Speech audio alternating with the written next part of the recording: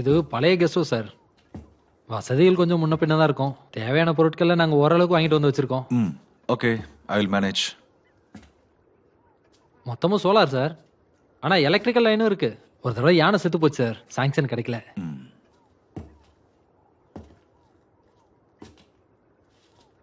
வாரத்தில் 2 நாள் இங்கே வந்து க்ளீன் பண்ணுவா. என் தங்கச்சி தான், பேரு ரேஷ்மா. ஆ, வர வழியில கேமராவோட ஒரு பொண்ணை பார்த்தேன். யார் அது? ஓ அவங்களா? Stella madam. சீதாம்மாவோட வீடு இருக்கு, அங்கே தங்கியிருக்காங்க. ஸ்டெல்லா தனியாவா இருக்கா? ஆமாம் சார்.